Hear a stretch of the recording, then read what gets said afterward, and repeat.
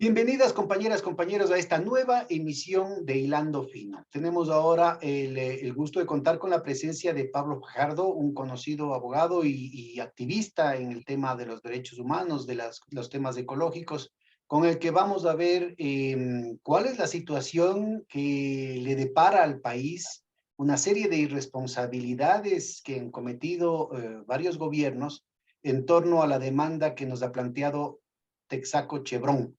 Muchísimas gracias por aceptar la invitación. Pablo, ¿cómo estás? No, muchas gracias, Pedro, también a ti y a todos los amigos, amigas que nos escuchan.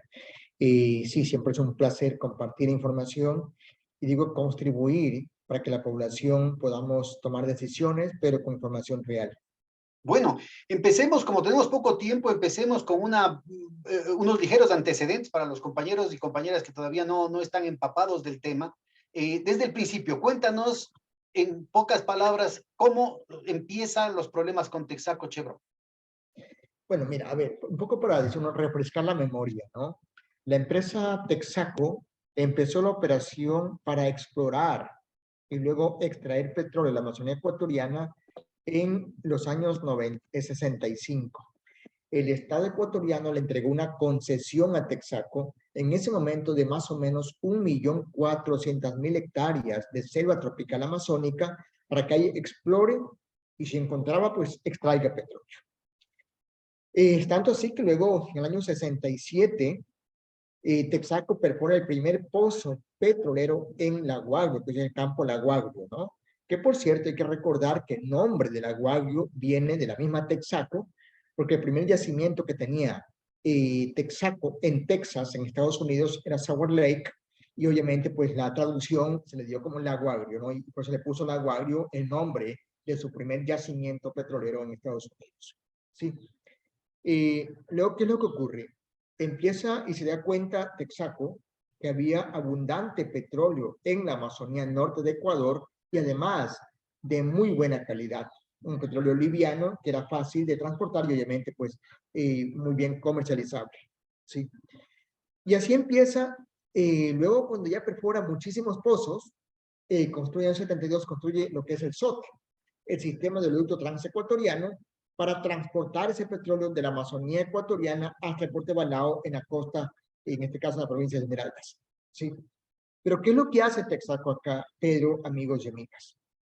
La empresa utilizó, llamemos la mejor tecnología, entre comillas, para ellos, pero la mejor tecnología que le permitía tener la mayor ganancia económica con la menor inversión posible. Es decir, vamos a incrementar las ganancias de Texaco, no importa que tengamos que sacrificar pueblos indígenas, campesinos, naturaleza, ríos, o sea, todo lo que sea posible, no importaba.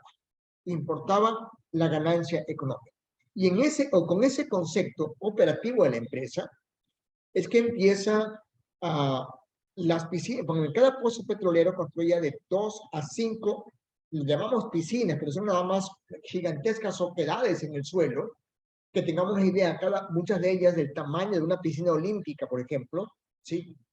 Y obviamente en esas piscinas arrojaba lo de perforación, el petróleo de prueba, los desechos tóxicos que generaba la industria petrolera. O sea, era una piscina de desechos tóxicos que construían en plena selva amazónica tropical ecuatoriana, ¿sí?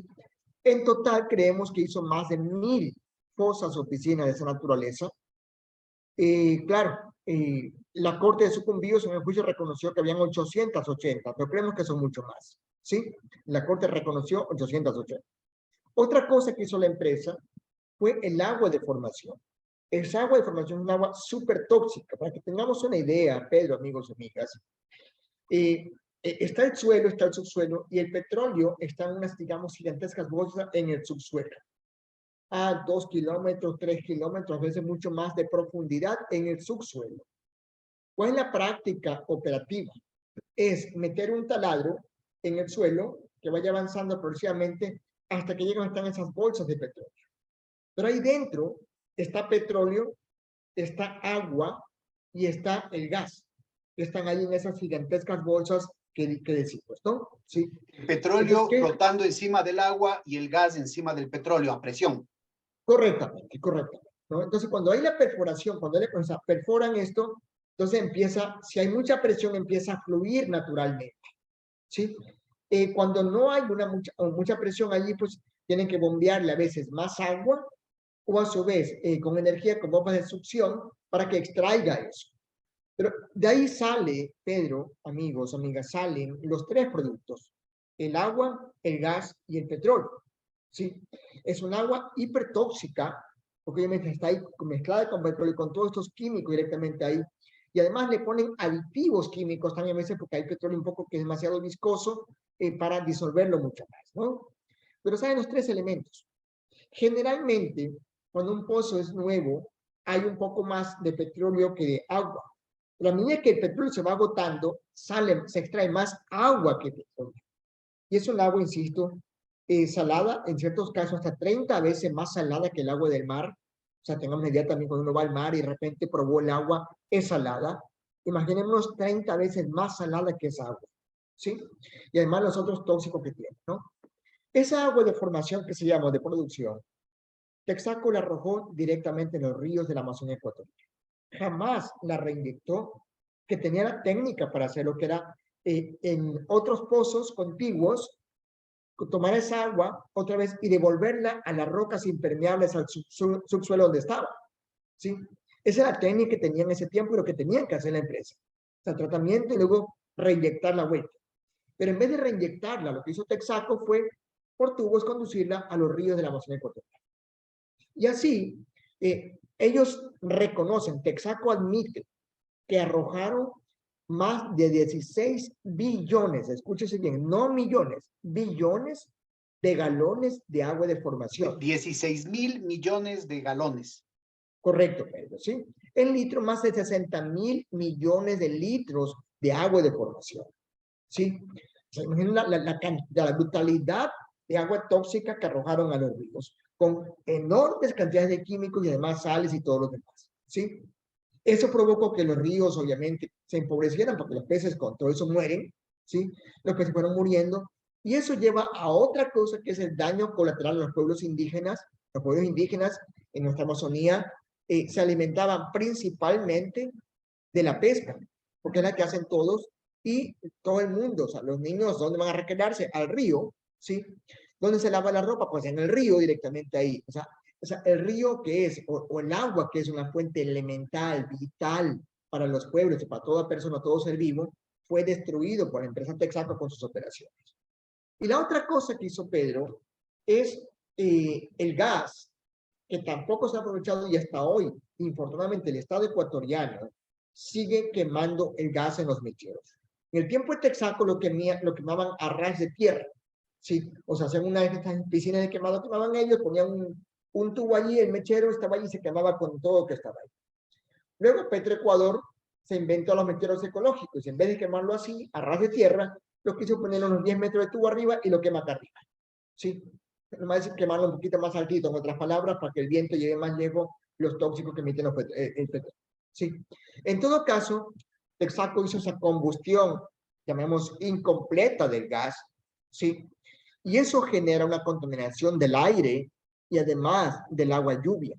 Porque todo ese material particulado, ese hollín que no se combustiona completamente, con el viento es arrastrado y cae en los cultivos, en los techos de la casa, en las vertientes de agua y contamina el entorno directamente ahí. Ese material particulado, Pedro, amigos y amigas, se ha hecho estudios y se encuentra por lo menos hasta 10 kilómetros a la redonda de cada mechero, esos tóxicos que emiten esos mecheros. Imagínense usted entonces, nos contaminan el suelo con las piscinas y derrames de petróleo, nos contaminan el agua en los ríos, vertientes, con el vertido de agua tóxica en los ríos. Luego nos contaminan el aire con la combustión incompleta del gas. O sea, hay una operación, y aquí eso siempre decimos que nos quede claro. El desastre o el crimen causado por Chevron en la Amazonía no es producto de un accidente. No es que se rompió un buque en alta mar o que de repente se rompió el oleoducto. No, no, no.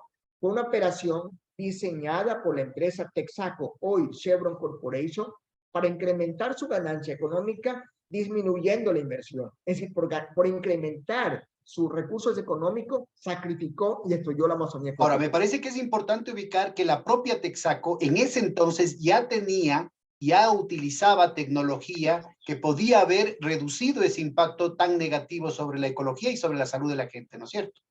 Por supuesto, Pedro, que hay varias cosas.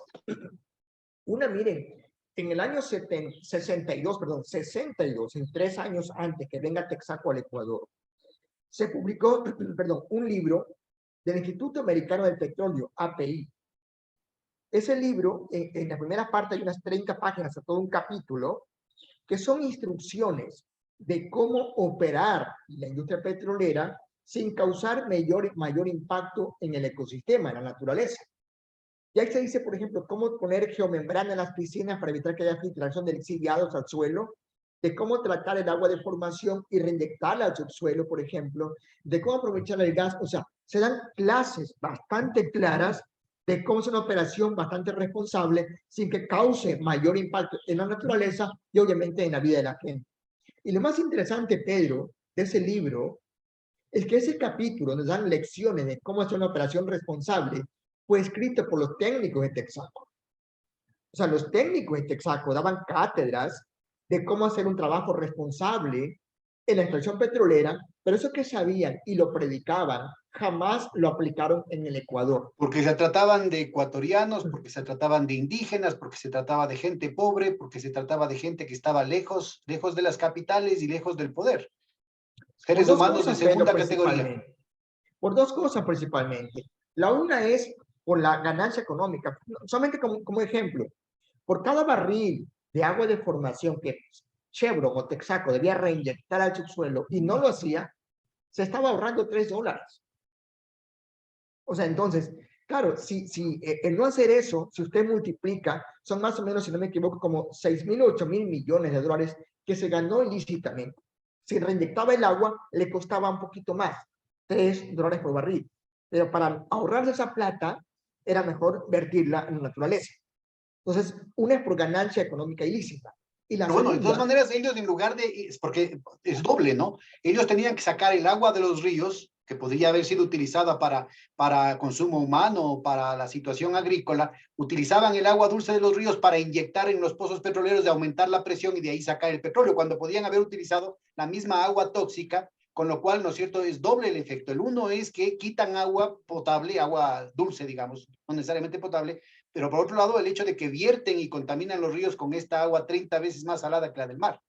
correcto, ¿no? Y la segunda cosa, Pedro, es por actitud racista de la empresa. O sea, Chevron es una empresa racista. Note usted, por ejemplo, que han visto el documental o la película Crudo. Sí. Y los que no, le recomiendo para ver un poco la historia también. Sí. En ese proceso, dentro del juicio, que es un documental, se recogió en base al juicio, aquí en el caso de la Guardia, que se llama, Chevron, a través de su abogado, el doctor Adolfo Calleja Rivadeneira, afirmó y dijo en una expresión judicial, la Amazonía ecuatoriana es una área de la industria del petróleo y en la Amazonía no debe habitar ni un solo ser humano. Eso dijo Chevron a través de sus abogados dentro del juicio. Y está ahí, lo recomiendo, vean la película Crudo y dense cuenta que es literal. ¿Sí? ¿Qué quiere Creo que decir se con puede eso? encontrar en el YouTube, ¿no? En YouTube está tranquilamente ahí, ¿no? Y también está recogiendo un expediente también. Pero ¿qué quiere decir con eso? Que para Texaco, los indígenas no son seres humanos. Porque al decir que debe estar, es una de la industria del petróleo, aquí no habita ningún ser humano, está desconociendo que los pueblos indígenas vivían aquí. Que esta era su tierra ancestral. Pero está diciendo, estos no son seres humanos y no deben vivir, en otras palabras. Y lo segundo, claro, la otra parte es la parte de los parámetros. O sea, si es un área de la industria del petróleo, la norma permite que los parámetros de contaminación sean mayores. Entonces, cuando hay población, obviamente se reducen esos parámetros por el cuidado de la salud y la vida, supuestamente al menos, ¿no? Entonces, sí es una cuestión gravísima, racismo y ganancia económica ilícita. Ahora, pero también hay una responsabilidad de los ecuatorianos, ¿no? Habías mencionado bufetes de abogados de ecuatorianos que se solidarizaban no con los indígenas, no con sus compatriotas, no con la gente más pobre, no con los niños que tenían que sufrir las enfermedades, sino con estas empresas multimillonarias que sacaban tajada del país a costa de sangre, muerte, dolor. Sino que también hay funcionarios del Ministerio en ese entonces de Energía y Minas, habían funcionarios de lo que correspondía en esa parte incipiente en el tema ecológico, del tema de la salud, que no cumplieron a satisfacción lo que debían exigir en términos de precautelar la salud y el bienestar del país. ¿Qué es lo que pasa, Pedro, con eso? Mire, y eso no ha cambiado, infortunadamente. O sea, tenemos un Estado incapaz de controlar. ¿Y por qué? Aquí entran en juego lo que llamamos en muchos ámbitos las llamadas puertas giratorias. Es decir, la misma Texaco en ocasiones ponía a la autoridad de control. ¿Sí? Era alguno de sus afines, empleados o cercanos directamente ahí, que iba al ministerio a hacer, entre comillas, el control ambiental, el control operativo y otra cosa directamente ahí. Y obviamente había las puertas giratorias. Y a veces ese funcionario otra vez salía del Estado y venía a seguir trabajando en la empresa petrolera. ¿Sí? Eso ocurre hasta la actualidad. Si uno revisa un poquito los datos, la cuestión en el país de los ministerios actuales, va a encontrarse muchos casos que es el señor de la empresa tal que hoy está en cargo de ministro o de subsecretario, en otras palabras directamente. Entonces las puertas giratorias continúan girando hasta la actualidad. ¿Sí? Pero hay mucho más todavía, que es un poco la parte de la normatividad. O sea, Texaco en su defensa decía, no es que no habían leyes, es que la técnica operacional en ese tiempo era lo adecuado. Eso es falso. Leyes habían. Si uno revisa el Código de la Salud del año 72, por ejemplo, prohibía que se contaminen las fuentes de agua para evitar que se afecte a la salud humana. Si uno va más allá y revisa también incluso la ley de control de la contaminación ambiental del año 76, o la ley de hidrocarburos. O sea, habían normas que prohibían que se contaminen las fuentes hídricas, la naturaleza y el aire para no afectar el ecosistema y la salud humana. Y lo que es más, la parte contractual. En el contrato de Texaco, en la cláusula 46.1, por ejemplo, la empresa se obligaba a respetar las leyes del país y hacer la mejor operación hidrocarburífera para no afectar la salud ni el ecosistema. O sea, normas existían. No es que no había normas. Sencillamente, la empresa no lo cumplía y tampoco había un Estado capaz para exigirle que cumpla con esas normas y con el contrato incluso. ¿Cuándo empieza la reacción, sobre todo de las comunidades, exigiendo la reparación de los daños y el cumplimiento de sus derechos? Hay ciertos documentos, cierta reacción en los años 80 principalmente, que empieza la gente un poco a protestar y a exigir, porque ya empezó a verse las secuelas, las consecuencias, el impacto en la salud, los casos de cáncer, muerte de animales, bueno, en los 80. Pero ¿qué es lo que ocurría, Pedro, en esos tiempos? Mire, yo estoy ahorita aquí en Sususpín, y este es mi pueblo, es el segundo cantón de la provincia de Sucumbíos, ¿sí? Cuando yo llegué acá en el año 87, ¿sí?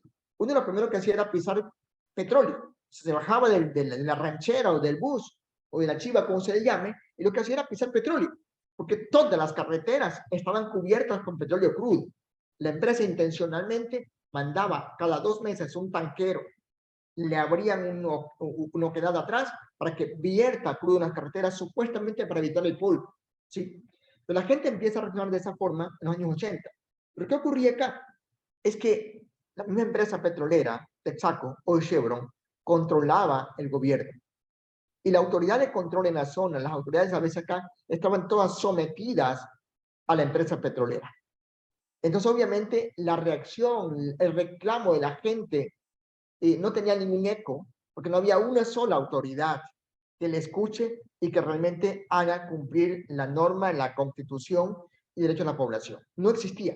La fuerza pública estaba siempre presente para proteger la industria petrolera, no para proteger la población. ¿Y qué hacía CEPE y luego Petroecuador?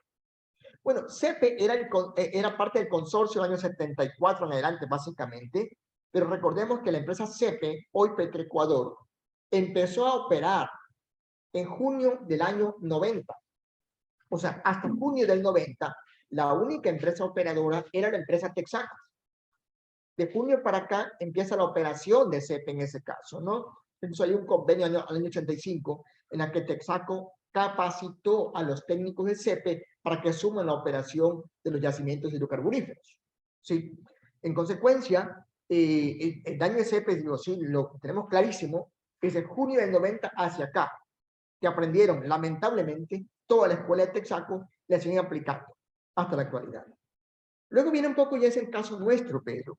sea, con todo ese daño ambiental que he descrito antes y mucho más, los casos de salud, de cáncer, de abortos espontáneos, empobrecimiento de la población, si uno revisa, Pedro, y tú que eres muy investigador en eso, te vas a dar cuenta que de los, creo que son 222 cantones que tiene el país, no sé si me equivoco con alguno, ¿sí?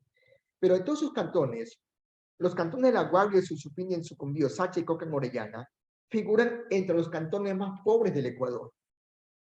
Entonces uno se pregunta aquí, si tenemos 55 años extrayendo petróleo, se mueve desde 67 para acá, y los cantones extraen petróleo, están entre los más pobres del país, uno se pregunta, ¿para qué nos sirve el petróleo a nosotros?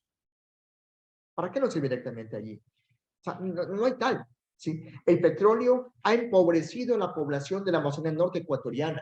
Ya que me dijiste que soy investigador, entonces nombraré que eso se conoce en la literatura como colonialismo interno, es decir, las mismas prácticas coloniales que tienen que han tenido las metrópolis con el Ecuador, con América Latina, la aplica el resto del Ecuador en contra de los cantones de donde sale la mayor riqueza del país.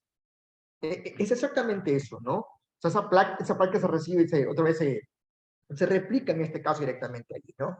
Y claro, ya también uno puede decir que es que a los distintos gobiernos ecuatorianos la Amazonía le ha importado muy poco, porque obviamente aquí, si uno mira territorialmente, si no me equivoco, el 43% del país es territorio amazónico, es selva tropical amazónica ecuatoriana, pero poblacionalmente no llegamos creo que al 6% en la actualidad. Entonces, claro, como los árboles y los monos no votan, sí, evidentemente a los políticos les interesa muy poco porque no hay votos acá directamente, ¿no? Entonces, ahí viene también un poco esa práctica de vivir de espalda a la Amazonia, ¿sí? Y destruir lo más que se puede, es un área de extraer recursos y no de protección, no de cuidado, y la gente que está acá realmente es de un segundo nivel o tercer nivel en otros casos, ¿no? En todo caso, Pedro, aquí hay otra cosa que es el juicio nuestro ya. Con esto ya entramos al juicio nuestro. Año 93 planteamos esta demanda en Estados Unidos. Chevron, en ese tiempo Texaco todavía, argumentaba que ese juicio no era posible y decía dos cosas. La una era, las Cortes de Nueva York deben desestimar esta demanda, no deben admitirla. Y la segunda era, si es que hay un juicio, si no se desestima, el juicio debe ser en Ecuador. Para argumentar el primer hecho de que se desestime la demanda, Texaco celebró un contrato de remediación ambiental con el gobierno ecuatoriano el 4 de mayo de 1995. O sea, ahí el señor Sixto Uribe, el señor Alberto Dajit. ¿Quién estaba de ministro de Energía? Más que de ministro, más que ministro, Pedro, el encargado de esa negociación fue el economista Alberto Dajit. Ya. Hay varios documentos que demuestran cómo se reunía la gente de Texaco con el ministro para netamente, digamos, satisfacer a la empresa petrolera. El presidente, ¿no? En esa época. El presidente era el señor Sixto Uribe. Dajic era vicepresidente. Correcto, era vicepresidente en ese momento, ¿sí?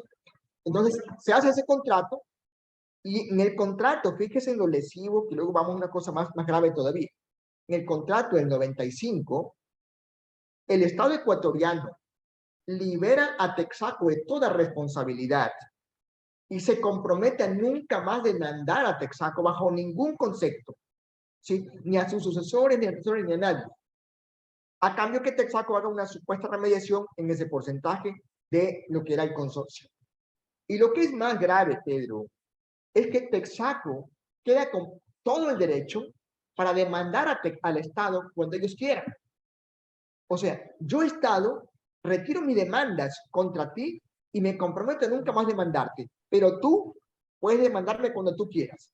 ¿Quién estaba de procurador en la época? Parece ser que el procurador Íñigo Salvador ha tenido un precedente muy significativo en el 95. No recuerdo exactamente, la verdad es que ahorita cualquier cosa que quizás me la inventé y no quiero que... Claro, no, pero todos estos acuerdos tienen que pasar por la examinación de la Procuraduría General del Estado, que es el abogado defensor del Estado ecuatoriano. ¿Dónde está la defensa del Estado ecuatoriano? Totalmente extraviada, ¿sí? Pero bueno, y viene la segunda cosa que es más grave todavía. Texaco hace una supuesta remediación que fue un fraude, ese sí es fraude real. Nunca remediaron la Amazonía, nunca limpiaron una sola piscina de forma adecuada. Y el 30 de septiembre del año 1998, gobierno del señor, en este señor presidente, Yamil Mahuad. El presidente actual, Guillermo Lasso, en ese momento era parte de ese gobierno. ¿Sí? 30 de septiembre se firma el acta final de liberación de responsabilidades.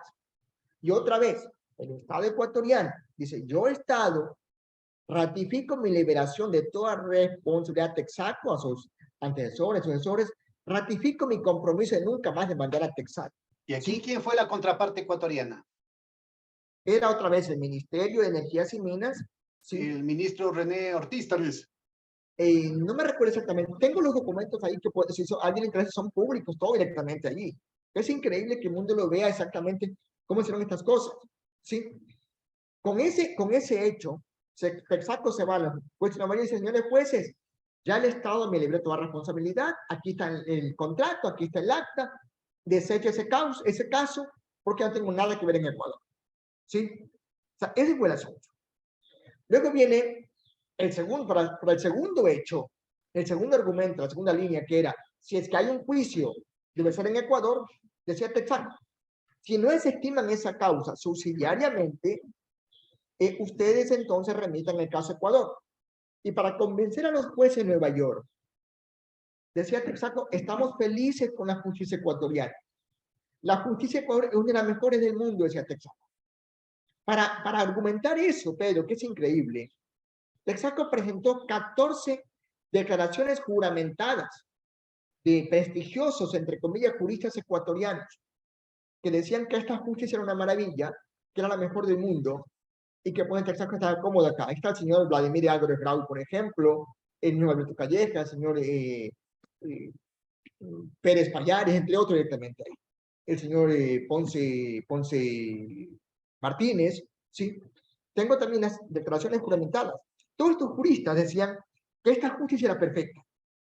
De los juicios de Nueva York deciden desechar el primer argumento de Chevron, que era no, la gente tiene derecho a un juicio, pero deciden ese juicio tramítese en las cortes ecuatorianas. Con esos argumentos que presentó Chevron. Y el juicio viene a Ecuador, ¿sí? Pero cuando el juicio viene a Ecuador por pedido de Chevron con sus declaraciones juramentadas, estos juristas ecuatorianos, ¿sí? El primer argumento que pone Chevron en Ecuador es la justicia de Ecuador no es competente para este caso. Y luego empiezan a hacer todo un trabajo de boicot, ¿sí? De desprestigio de la justicia ecuatoriana para demostrar que aquí todo es corrupto y que todo está podrido y que cualquier sentencia ecuatoriana no debe ser acatada en ninguna parte del planeta. ¿Sí? Fíjense un poco cómo hay un poco cambiando el asunto directamente ahí, ¿no? O sea, eso es cierto. ¿Qué quería Chevron en el fondo? Quería que en ninguna parte del mundo se la pueda juzgar, que en ninguna parte del mundo le obliguen a pagar por el crimen cometido en la Amazonía Pero ecuatoriana. desde ya estaban socavando las condiciones, creando las condiciones para socavar la credibilidad del Estado, de las instituciones ecuatorianas y poder hacer un arbitraje internacional que se sabía que iba a sancionar a su favor. Exactamente. O sea, en primer momento la teoría era persuadir, no sé si sobornar o corromper al gobierno ecuatoriano de ese momento, ¿sí?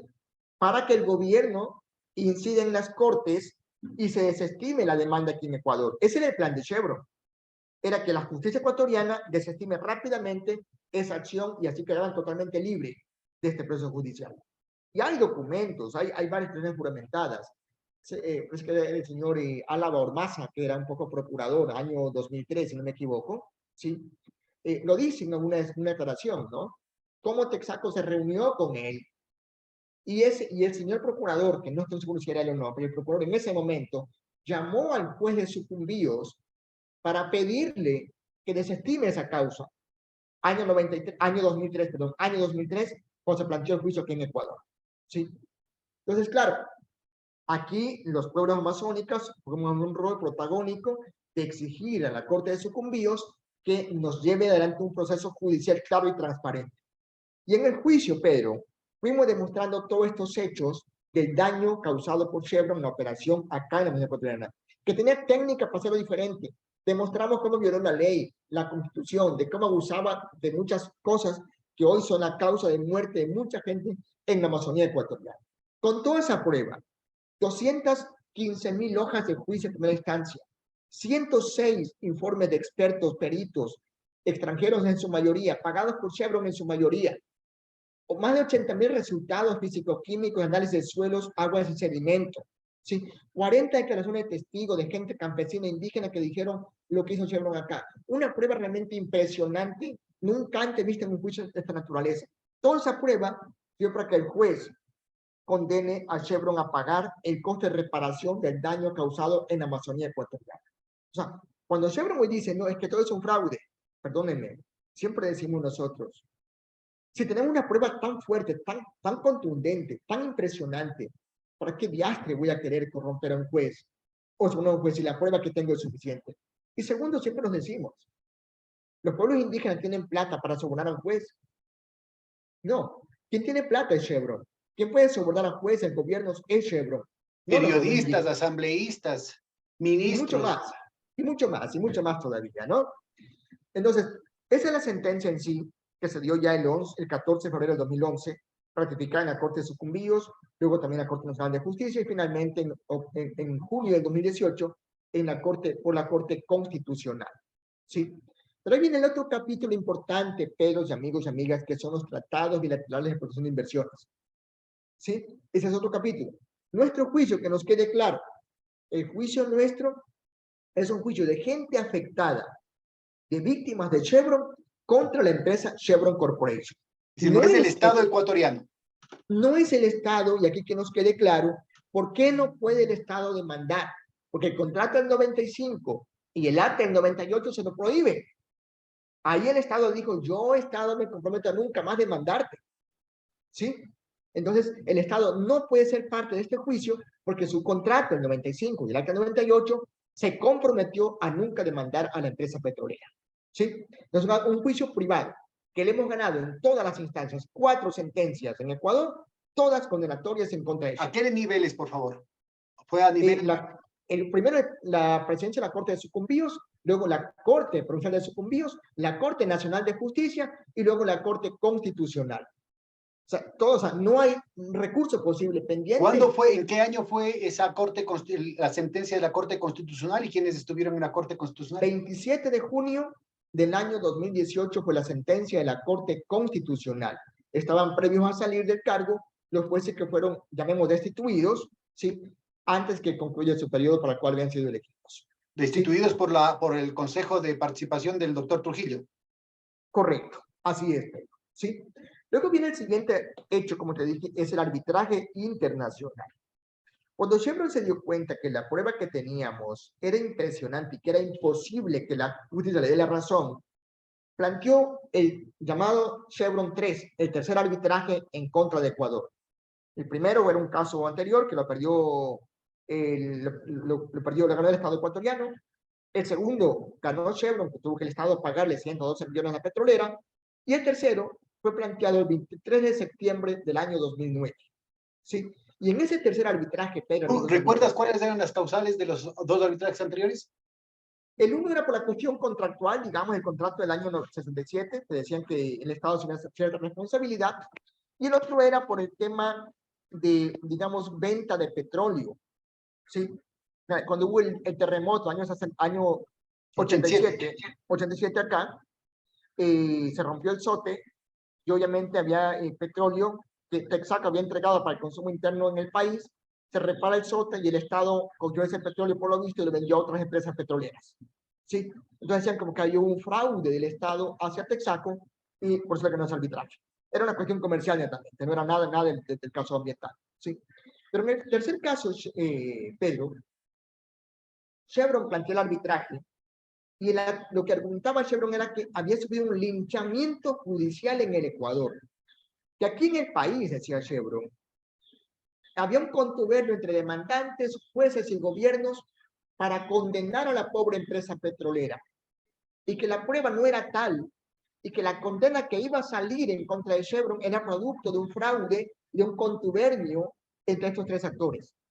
Y por eso pedía a los árbitros que los árbitros ordenen que no se puede ejecutar la sentencia que saldría en el futuro en contra de ellos.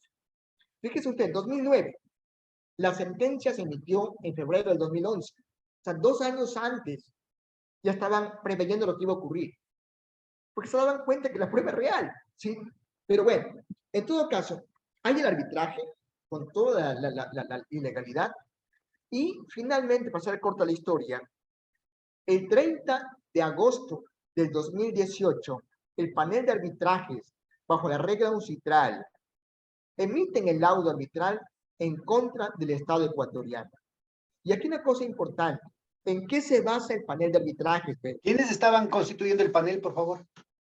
Era un señor, creo que es algo ligera, alguna cosa por ahí de Argentina, y dos más directamente ahí. Son tres árbitros, uno por Chevron, uno por Estado, y el tercero entre los dos supuestamente. Creo que es un círculo, un sistema realmente impresionante, en el cual los estados tienen opciones de ganar, y luego diré algunas cosas sobre eso.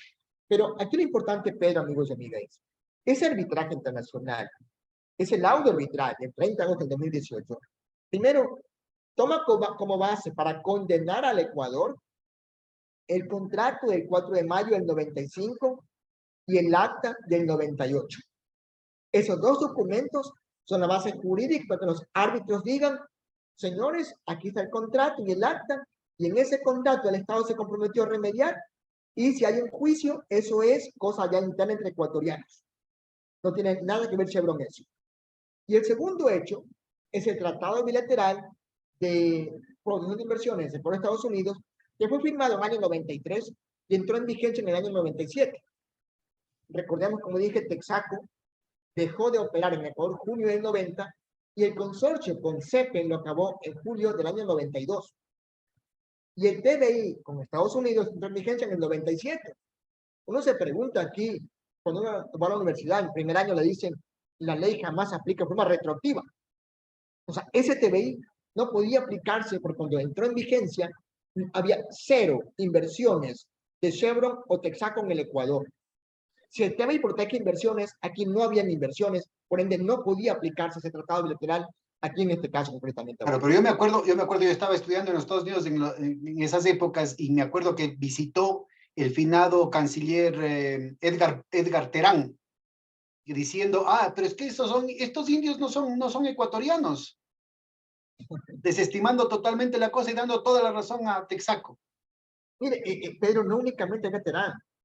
Tenemos unas cartas realmente impresionantes. La señora embajadora actual de Ecuador, Ivonne Baki, fue embajadora también del Ecuador en el año 98. ¿Sí? Y esta señora Ivonne Baki era embajadora del país en Estados Unidos, firmó varias cartas, incluso algunas redactadas por los abogados del Chevron, ¿sí? Y presentaba en las Cortes de Estados Unidos, Nueva York, para apoyar la teoría de Chevron y que el caso sea deslegitimado o a su vez remitido al Ecuador. O sea, Ivonne Baki hizo eso en el año 98. Tengo las cartas por ahí también. Si alguien las quiere, se las puedo compartir sin ningún problema.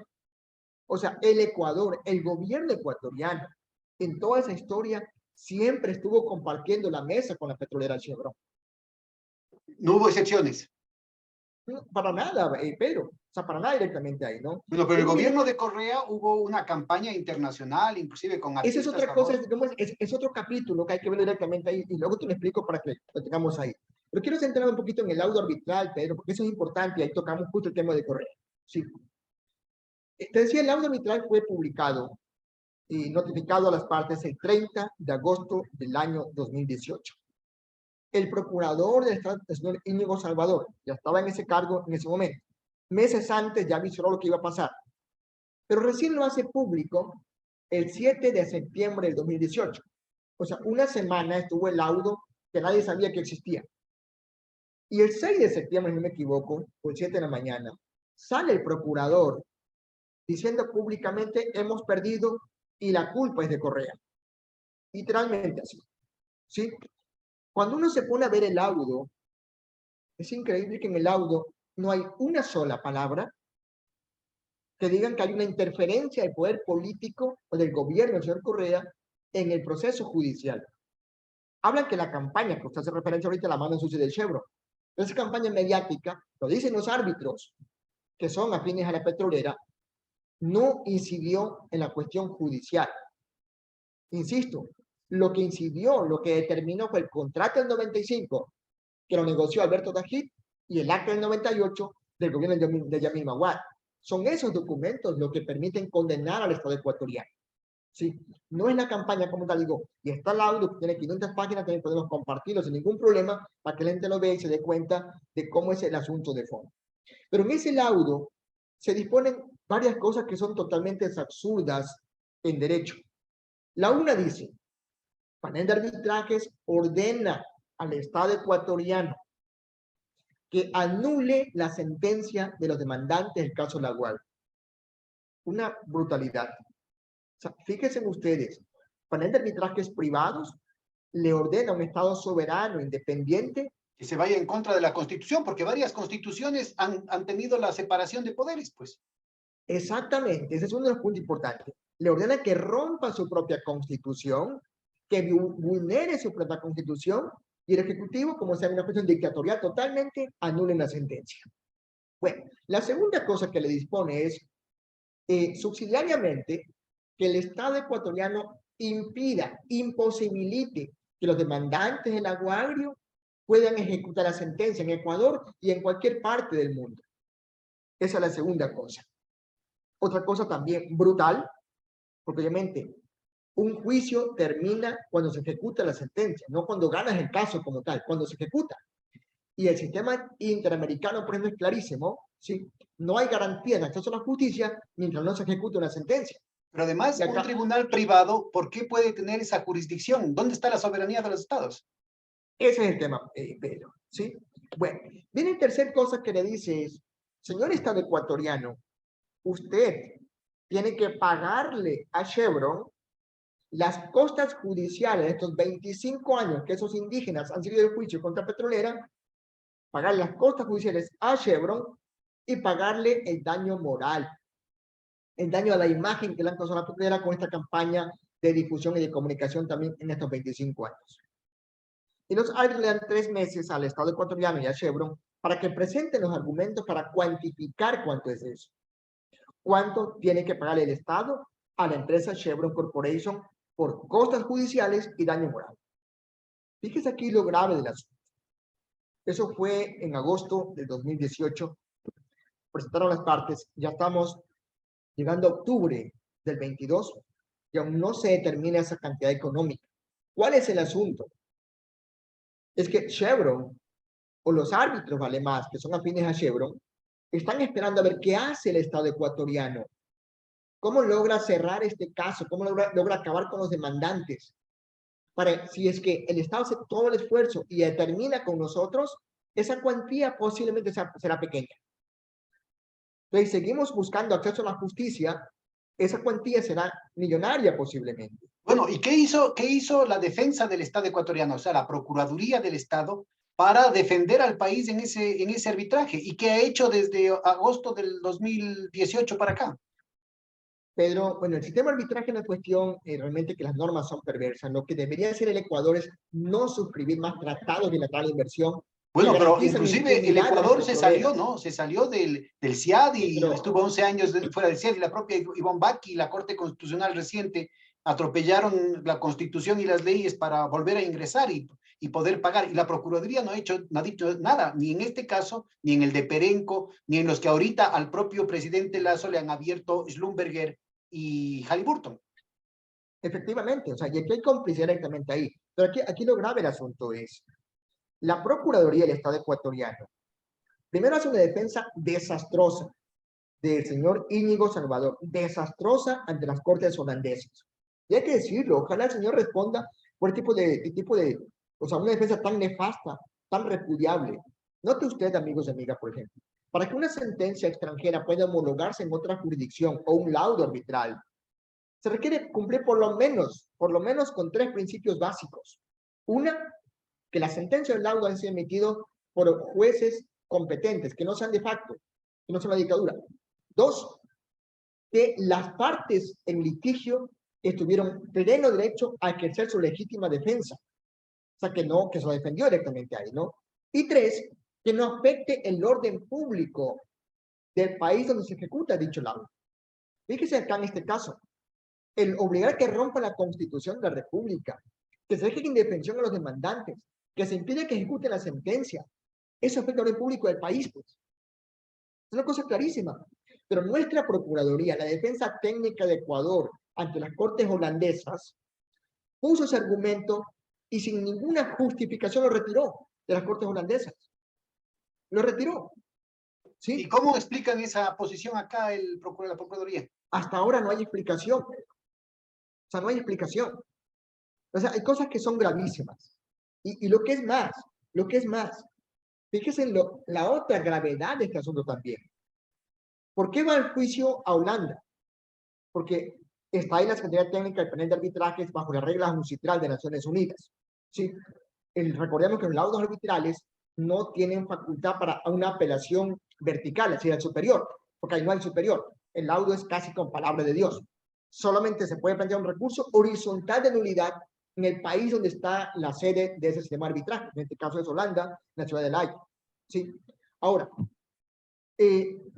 viene hay el laudo como tal, hay el recurso de nulidad planteado por Ecuador, pero como decía, esta defensa técnica es desastrosa, y lo que es más, el gobierno ecuatoriano, en ese caso la Procuraduría del Estado ecuatoriano, termina aceptando que los jueces de Holanda juzguen a la justicia ecuatoriana. O sea, que los jueces de Holanda dicen, por ejemplo, en su sentencia de segunda instancia, que el caso nuestro es un fraude, porque así lo dice Chevron, sin ninguna prueba alguna. Pero la justicia holandesa termina juzgando a la justicia ecuatoriana.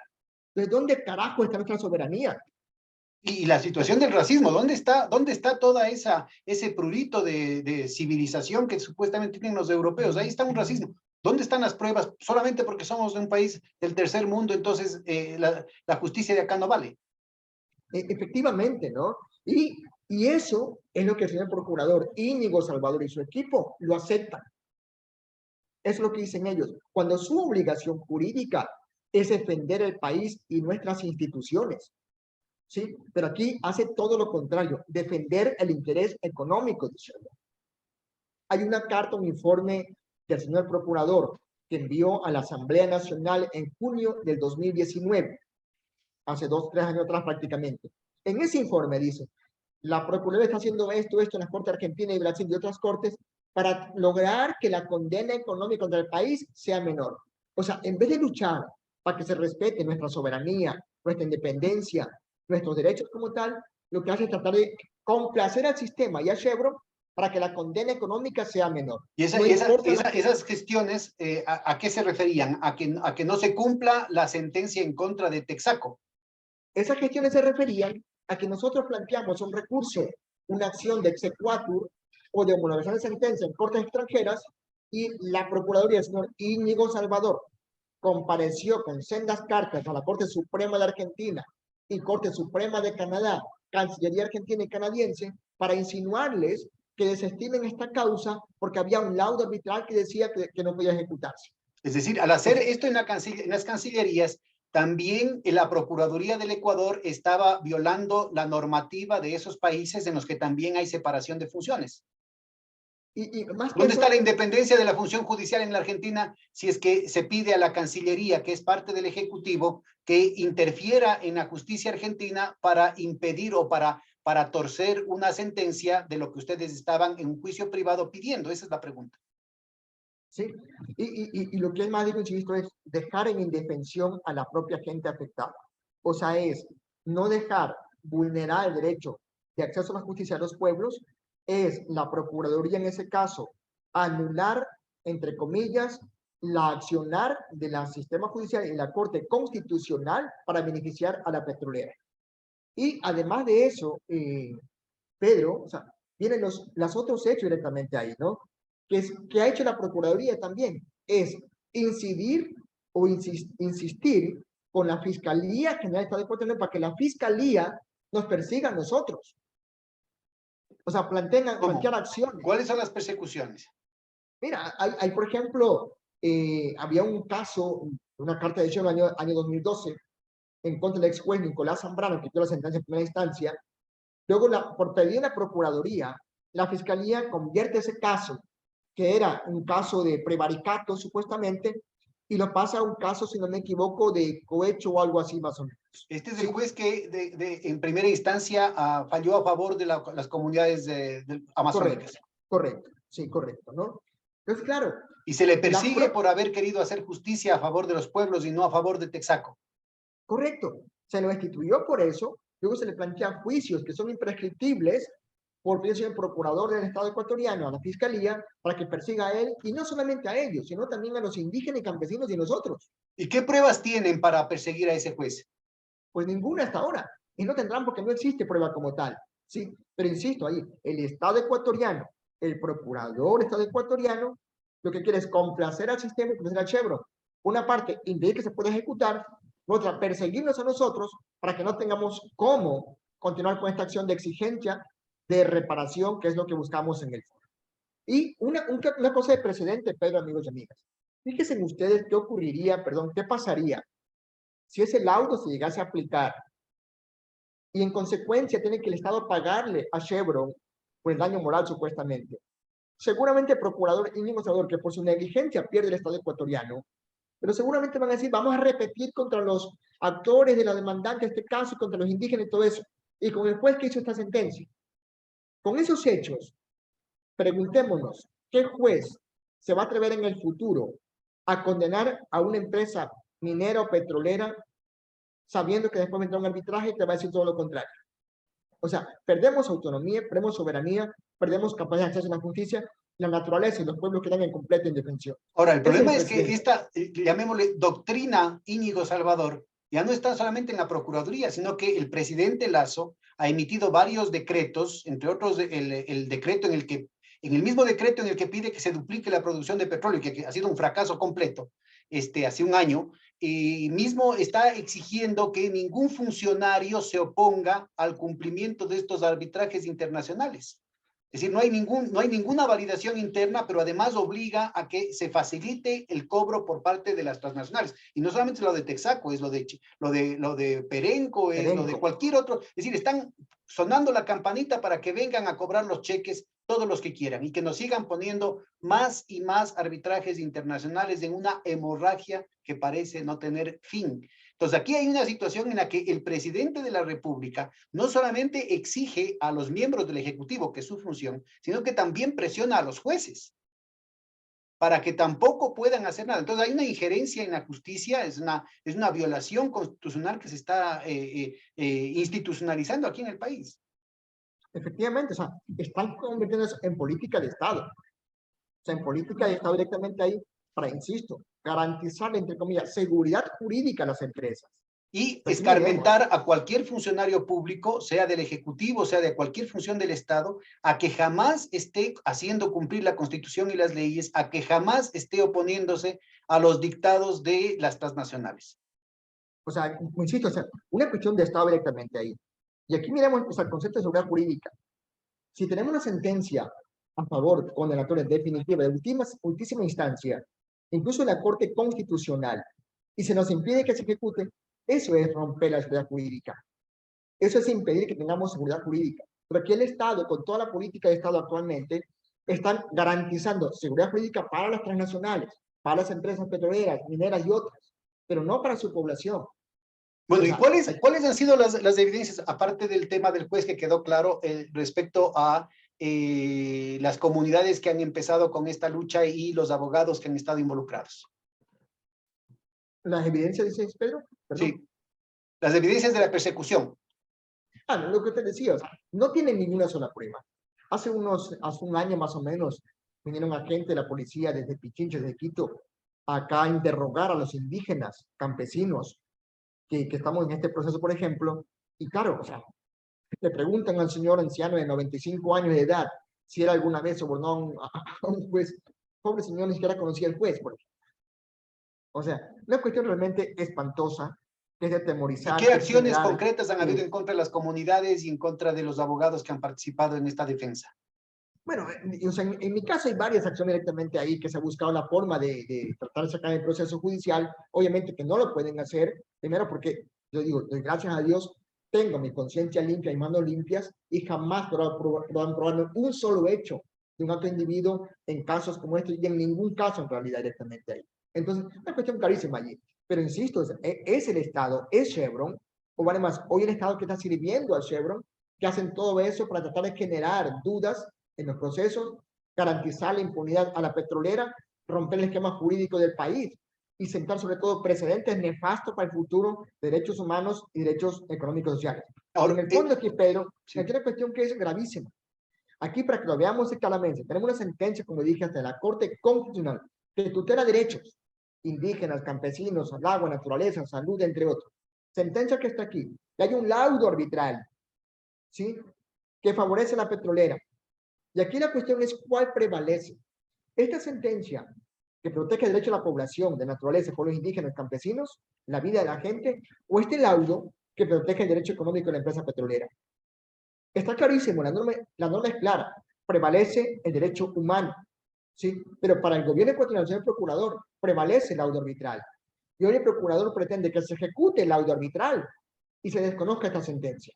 O sea, es aquí una cuestión grave de esta confrontación que hay entre los sistemas de protección económica y protección de derechos humanos. Sí, ahora, eso no es... tú mencionas que ha sido desastrosa la defensa que ha hecho la Procuraduría. ¿Podrías dar algunos ejemplos? ¿Qué cosas podría haber hecho el procurador Íñigo Salvador que no los ha hecho en las O sea, distintas fases? una, como te dije, ¿no? O sea, no encuentro ninguna justificación porque haya retirado el argumento importante de la alteración del orden público en el país. ¿Sí? Dos, ¿cómo es posible que se permita que los jueces de Holanda concluyan supuestamente que una sentencia en el país bajo fraude, la sentencia del caso Laguario, por ejemplo, allí? O sea, ¿tienen una prueba para eso? No existe prueba como tal. ¿Sí? La única prueba sobre eso es el testimonio del doctor Alberto Guerra Bastidas, que es un juez que aceptó y admitió que era sobornado por Chevron y que es el testigo que se lo llevó al arbitraje y también a las Cortes de Nueva York. O sea, entonces, si no hay una defensa técnica del Estado, cuando su obligación legal es defender al país y a sus instituciones, para mí es un desastre de defensa técnica. ¿Y qué podría hacer ahora la Procuraduría? Mira, la Procuraduría, o sea, primero, nos complace decir que hace 2 días presentó el recurso de casación ante la Corte Suprema de Holanda para buscar la nulidad. Pero con la defensa técnica como está ahora, lo que hace es nada más dilatar un poco más el asunto, pero al cabo de 1 año, 2 años por lo mucho, va otra vez a perder. Porque está llevando para allá directamente la cosa. Lo lógico es una defensa técnica realmente que proteja al país, su soberanía, sus instituciones. Para eso debería cambiar el equipo técnico de defensa, en este caso la Procuraduría, ¿sí?, directrices claras de cómo defender un país. Si no pueden hacerlo, díganos y buscamos gente que lo puede hacer. ¿Sí? Pero hoy hay una defensa técnica desastrosa, insisto con eso. Entonces, una es defender la soberanía del país. Segundo, es también publicar esto. O sea, note usted, Pedro, amigos y amigas, la sentencia en segunda instancia en Holanda se produjo o se emitió el 28 de junio de este año. Nosotros nos enteramos un mes después, cuando una compañera periodista, abogada ecuatoriana española, lo publicó en un blog. Ahí nos enteramos. La Procuraduría jamás el procurador informó al país sobre lo que está pasando en este caso correctamente. ¿Sí? Entonces, sí necesitamos trabajar fuertemente también en la comunicación, insisto. Este caso amenaza la existencia de derechos humanos en el contexto global. Pero además abre las puertas, yo insisto, sobre esta hemorragia de un arbitraje tras otro en que el Estado ecuatoriano queda en la indefensión absoluta. Y la cosa es mucho más grave porque ya se han formado fondos de recursos petroleros, por ejemplo, ahora con el problema de Ucrania, hubo momentos, unos 2, 3 meses en el que el precio internacional del petróleo estuvo casi al doble de lo que se había presupuestado en la proforma que se envió a la Asamblea. Y nada de esos recursos adicionales se ha podido gastar porque todo eso queda con candado para, guardadita la plata, pagar todos estos arbitrajes internacionales, a las que por otro lado la acción directa de la Procuraduría y de la Presidencia de la República crean una estructura de incentivos para que nos sigan demandando y nos sigan demandando y nos sigan demandando. Sí, efectivamente así es. Todas las normas que hoy tenemos en el país, los decretos que se han metido en 95, el 151, el 155, me parece también, era justamente en esa línea. Garantizar que las empresas nos puedan demandar. También la misma Corte, por ejemplo, Constitucional, esa reinterpretación del artículo 422, justamente lleva también esa parte también. Es, entre comillas, tratar de restarle jerarquía a la Constitución y poner por encima de eso los tratados de inversión, por ejemplo. O sea, los arbitrajes nos van a comer, nos van a desangrar por completo, van a arruinar la salud, la educación, la vialidad, la seguridad en el país por complacer los arbitrajes. Hay un Entre el caso cuento importante también. a los banqueros que quebraron al país hace 20 años y los arbitrajes internacionales no va a quedar, pero ni para pagar de la agüita de manzanilla, pues. Hay una cosa importante, Pedro, amigos y amigas. Recordemos el paro de octubre del año 2019. ¿Sí? El motivo de ese paro, o el detonante, fue supuestamente los combustibles. Pero no había mucho más directamente ahí, ¿no? Pero ¿eso de dónde venía? Venía del acuerdo de Ecuador con el Fondo Monetario Internacional de marzo del 2019, febrero-marzo del 2019. ¿Sí?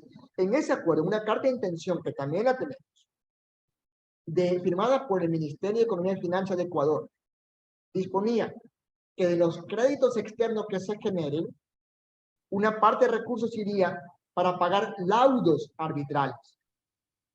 O sea, se endeuda el país para pagar laudos arbitrales. Por eso el Cuando, ministro salió de aquí directamente a un puestazo en Washington, pues. bueno, pero aquí nuestra norma constitucional es clarísima. O sea, los créditos externos deben ser para inversión social, en obra pública, no para ni siquiera para gasto corriente, peor para laudos arbitrales. Entonces aquí está clarísimo cómo las empresas transnacionales, en el caso de Chevron, Perenco y otras, realmente son las que gobiernan al gobierno ecuatoriano. ¿Sí? ¿Qué es lo que se puede hacer? ¿Cuáles son las acciones que tienen, no sé, pues los abogados, las facultades de derecho, las organizaciones populares para defender los derechos, primero para proteger esta lucha de los pueblos amazónicos y por otro lado, en términos más generales, para proteger el futuro del país? Mire, bueno, pero también de poco tiempo, ahora ya tengo que salir. Sí. Sí. Pero aquí hay varias cosas que se pueden hacer. Primeramente, creo que los colectivos en la academia deberíamos tener este caso siempre en nuestra agenda. O sea, las protestas que hacemos muchas veces, hay que tener clarísimo por qué lo hacemos. Y aquí está clarísimo el asunto. Hay un plan gubernamental para favorecer a transnacionales y desangrar al país. Esta hemorragia permanente que tú nos hablas justamente es eso directamente ahí. Darle todo lo que puedan las empresas privadas, transnacionales o incluso nacionales también, ¿sí?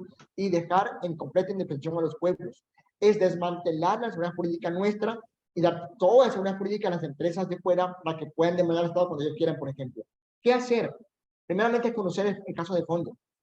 Y aquí yo digo siempre, y te agradezco por este espacio justamente, pero ojalá más gente lo hagamos también y conozcamos de fondo cuál es la real amenaza del país. Segundo, ser solidario con los pueblos amazónicos, no únicamente decir estoy con ustedes, sino empecemos a actuar. O sea, empecemos a actuar. Y aquí le toca también a la Asamblea Nacional. O sea, yo he planteado un juicio político ante el señor procurador, entre ellos era por si acaso también.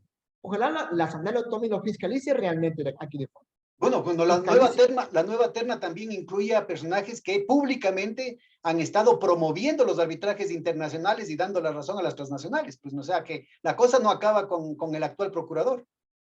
Por supuesto, o sea, hay una política de Estado que va mucho más allá de lo que hoy tenemos directamente, ¿no? Entonces, pero si le toca a la Asamblea y la Nación Civil como tal, que poner en su agenda, fiscalizar y hacer la presión necesaria, la denuncia pública necesaria. Caso contrario, insisto, si no actuamos urgente y rápidamente, el país lo van a terminar quebrando por completo. Te agradezco muchísimo, Pablo. Estamos al apuro. Yo sé que tienes que salir para otra cuestión. Están abiertas las puertas muy humildemente este espacio en lo que pueda servir para ti o para los compañeros de las organizaciones que están en luchas semejantes. Yo creo que es indispensable que el país discuta estos temas. Nadie tiene el monopolio de la verdad, pero yo creo que tienen que orearse estos temas, buscarse responsabilidades, mostrarse documentos como los que tú estás ofreciendo y que ojalá el país haga conciencia de la gravedad de los temas que están sucediendo. Muchísimas gracias y hasta la próxima emisión de Hilando Fino. Gracias, Pedro. Muy gentil.